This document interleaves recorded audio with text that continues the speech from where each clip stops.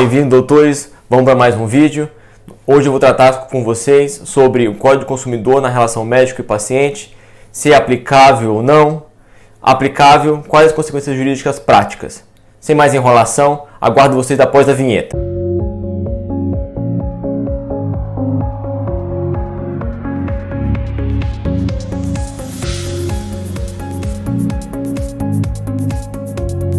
Meu nome é Thiago Mundim.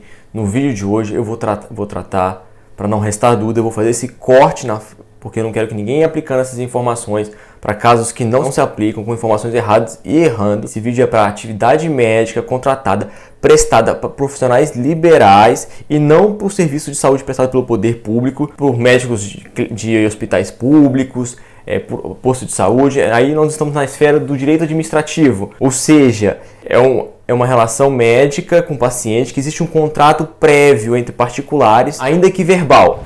Não é diferente daquele médico que encontra alguém doente na rua, um acidentado e socorre, ou aquele médico que vai prestar trabalho de caridade, tá? Então esse vídeo não é para esses casos, é para o médico profissional liberal, que o paciente vai lá no consultório, no hospital e estabelece um contrato verbal, ainda que seja, de prestação de serviço de saúde. Tá bom? Então vamos esclarecer. Eu vou importunar vocês um pouquinho com essa questão de direito aqui, da ciência jurídica, mas é muito importante que vocês entendam isso, porque isso vai permear todos os nossos vídeos daqui para frente. Na ciência do direito, para escolher uma norma, você não tira aleatório. A primeira coisa que você faz é você analisa a natureza jurídica daquela relação. Pode ser de direito privado, quando ela se dá entre particulares, ou ela pode ser de direito público, quando ela se dá entre um particular e o Estado. Aqui nós estamos na área do direito administrativo, tributário, penal.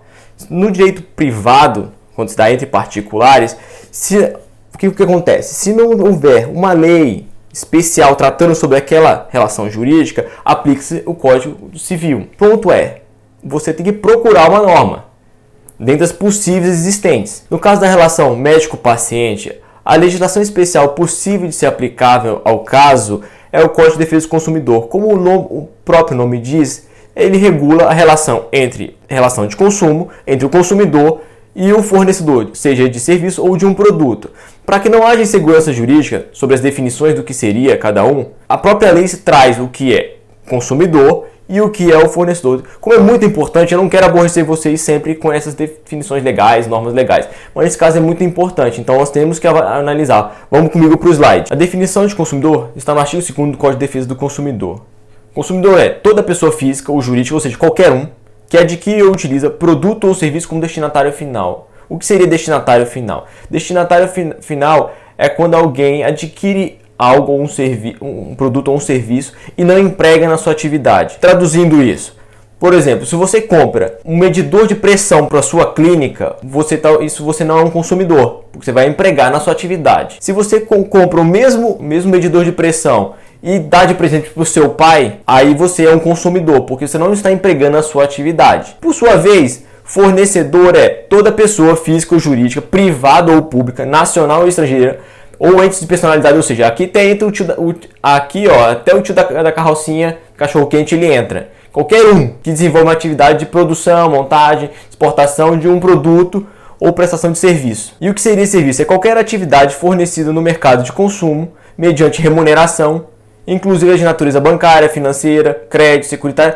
salvo as decorrentes das relações trabalhistas. Como se pode observar, o paciente se encaixa no conceito de consumidor. Por sua vez, o conceito de fornecedor de serviço também se aplica ao médico. Existem doutrinadores que sustentam que não seria aplicável o Código de Defesa do Consumidor ao médico, porque os médicos já estariam adstritos ao controle do Conselho Federal de Medicina. Mas é um posicionamento minoritário e não acolhido pelos tribunais. Essa é a ressalva que eu fiz no primeiro vídeo, que muitas vezes você estudando sozinho, abre um vídeo, um doutrinador, um artigo, e você é levado a pensar pela corrente minoritária, e aí você acaba se equivocando e tendo problemas. Isso nos remete ao Código de Ética Médica, Resolução Conselho Federal de Medicina 2217 de 2018. No capítulo 1, princípios fundamentais, depois de elencar vários incisos, tem a norma dizendo: a natureza personalíssima da atuação profissional do médico não caracteriza a relação de consumo. O objetivo dessa norma é excepcionar a relação do médico e o paciente da forma que foi feito com a relação trabalhista, lá em cima do conceito de serviço. Mas poderia o Código de Ética Médica afastar a incidência do Código de Defesa do Consumidor? No direito, quando há conflito entre normas, vence aquela que tem a maior hierarquia. Isso nos leva ao próximo slide. A solução mais elegante para o conflito de normas foi dada por esse senhor, Hans Kelsen. Por isso, essa exposição gráfica leva o nome dele. Ele organizou as normas jurídicas de um ordenamento de acordo com a dificuldade na elaboração e na sua reforma. Por isso, a Constituição está no topo, que é a norma com um procedimento mais difícil de ser alterado. E já as resoluções são as mais fáceis de ser alteradas. Por isso que elas estão na base da pirâmide. O Código do Consumidor tem natureza de lei ordinária. Já o Código de Ética Médica tem a natureza de uma resolução. Por isso que o Código de Ética Médica, apesar de dispor que a relação entre o paciente e o médico não configura relação de consumo, não tem capacidade jurídica de afastar a incidência do Código de Defesa do Consumidor. Esse tema é pacífico nos tribunais. Vamos para o próximo slide. Para não restar dúvida, eu trago a decisão do Superior Tribunal de Justiça, STJ, trata o precedente a respeito da aplicação do Código de Defesa do Consumidor aos serviços médicos, como você pode ver.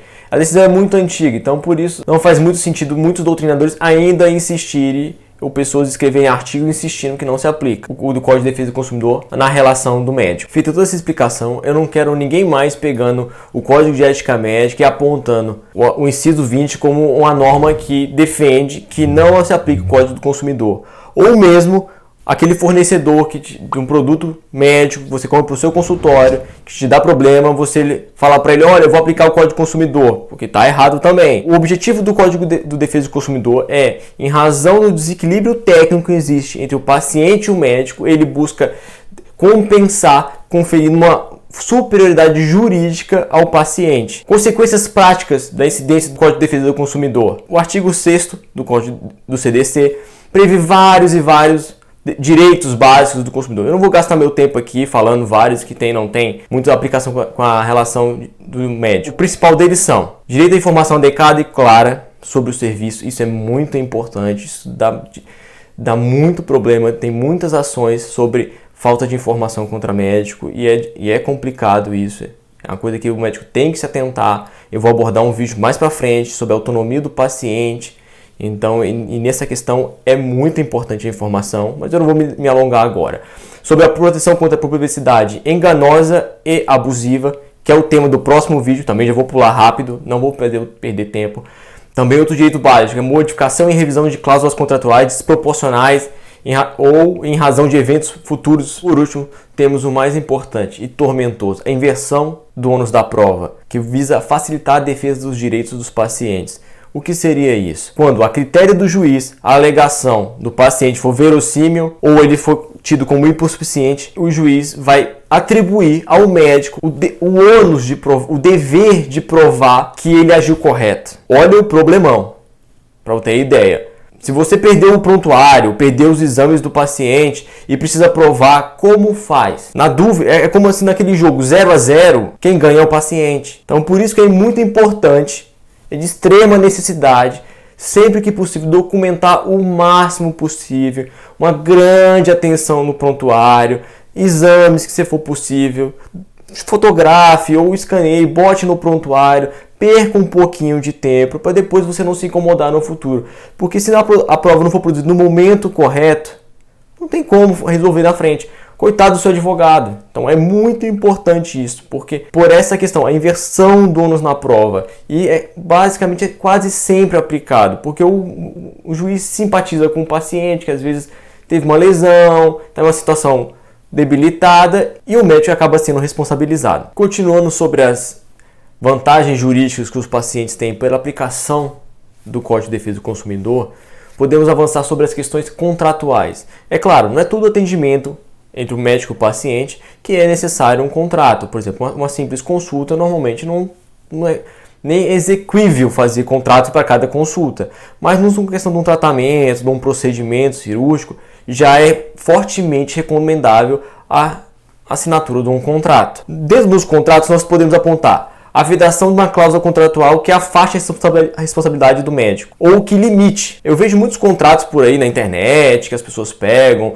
até meu cunhado já me perguntou, não, basta botar uma cláusula que no contrato que não é responsável. Olha, vou dizer bem sincero, é melhor nem ter. Se tiver uma cláusula dessa, o juiz olha, primeira coisa que vai ter vai ser a má vontade do juiz que já acha que você está de má fé. Então, se tiver no seu contrato isso, retire, porque ela não tem validade alguma.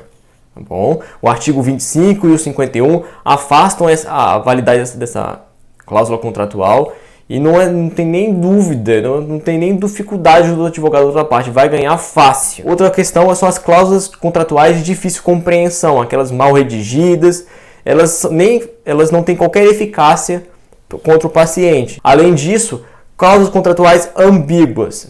Havendo cláusulas contratuais ambíguas, elas vão ser interpretadas de uma forma mais favorável para o paciente. Então é muito recomendável que toda cláusula contratual seja clara e bem concisa e ainda assim bem direta, sem duplo sentido, porque isso só traz prejuízo para o médico. Outra consequência da aplicação do Código de Defesa do Consumidor é relativo à prescrição. O que é isso? A prescrição é o tempo que a pessoa tem para poder entrar com uma ação contra o médico. Tá? Por ser aplicável o Código de Defesa do Consumidor e não um Código Civil, o prazo é de 5 anos. Isso quer dizer que a gente vocês podem fazer com os documentos médicos, prontuários, que nem a gente faz com nossas contas. 5 anos, joga fora, esquece, tudo ótimo. Não, porque o Código de Defesa do Consumidor diz que o prazo de 5 anos é contado a partir do conhecimento do dano e da autoria. Isso quer dizer o quê? Esqueceu o material cirúrgico dentro do paciente, ficou 10 anos ali, não deu problema algum porque sabe lá o que. De repente, começa a inflamar e surge um problema. Dali que ele toma conhecimento desse problema e que é um material cirúrgico dentro do corpo dele que está inflamando, é que começa a contar o prazo de 5 anos. Então, a minha recomendação é que documentos médicos relativos aos pacientes nunca sejam jogados fora. Porque se você for ver, o prazo de 5 anos pode começar a contar lá na frente, daqui 10 anos. Então, documenta, escaneia, digitaliza, guarda numa pastinha e deixa lá num backup e nunca apagar isso. Outra questão muito importante é sobre o orçamento e autorização prévia. O médico, ao passar o preço de um tratamento, de uma cirurgia, é importante que ele esclareça todos os custos. Se ele fala que o tratamento é tal valor e depois, por algum motivo, ele quer acrescentar um item extra, se o paciente se negar, não é possível cobrar, porque não foi ofertada a informação primeiramente e não houve autorização antes da realização do procedimento. Isso está previsto no artigo 39, inciso 6º, só para referência. A última questão que eu quero abordar aqui é sobre a organização societária dos médicos e a responsabilidade, mas para isso é tão importante que vamos para o slide para poder explicar muito bem. Muitos médicos, com o objetivo de proteger o patrimônio pessoal contra eventuais ações de responsabilidade profissional, se organizam sob a forma de uma pessoa jurídica de responsabilidade limitada ou uma empresa individual de responsabilidade limitada, EIRELI. Só que o Código de Defesa do Consumidor confere uma grande arma jurídica para que essa autonomia patrimonial seja superada. Como você pode observar, o artigo 28 poderá desconsiderar a personalidade jurídica quando, em detrimento do consumidor, houver abuso de direito, excesso de poder, infração da lei, fato ou ato ilícito, violação do Estatuto Contrassocial. A desconsideração também que essa ida no patrimônio do sócio também poderá ser efetivada quando houver falência, estado de insolvência, encerramento ou inatividade da pessoa jurídica provocada por uma administração. Normalmente, havendo falência, insolvência, não é possível ir no patrimônio do sócio, mas o Código de Defesa do Consumidor permite. E ele vai além. Parágrafo 5º, esse aqui é draconiano, diz: também poderá ser desconsiderada a personalidade jurídica sempre que a personalidade, a autonomia patrimonial, for obstáculo ao ressarcimento causado aos consumidores. Ou seja, basta que o paciente seja vitorioso numa demanda profissional contra o médico e não encontre patrimônio na pessoa jurídica ou na empresa individual, que o paciente está autorizado a ir ao patrimônio do sócio. Dessa forma, só o que protege o patrimônio do médico é um seguro profissional que vai assumir os custos dessa demanda. Meu objetivo aqui foi chamar a atenção para o médico, para a incidência do Código de Defesa do Consumidor na relação médico-paciente, trazer as consequências jurídicas mais relevantes para o dia a dia no consultório. Por fim, é importante relembrar que esse vídeo é educativo e visa levar informação ao médico para que ele se previna contra problemas. Surgindo algum, procure seu advogado para examinar o caso concreto o quanto antes. Não se esqueça que no direito prevenir também é o melhor remédio. Se esse conteúdo te auxiliou, deixa seu like, compartilhe com os colegas, inscreva-se no canal, acione o sino para receber notificações dos próximos vídeos. Fique à vontade para deixar nos comentários aqui embaixo sugestões de novos temas a serem abordados. Obrigado pela audiência e até a próxima.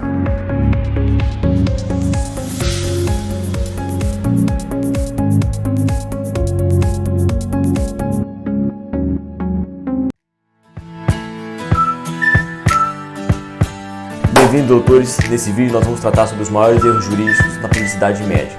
Como evitá-los. Aguardo vocês depois da vinheta.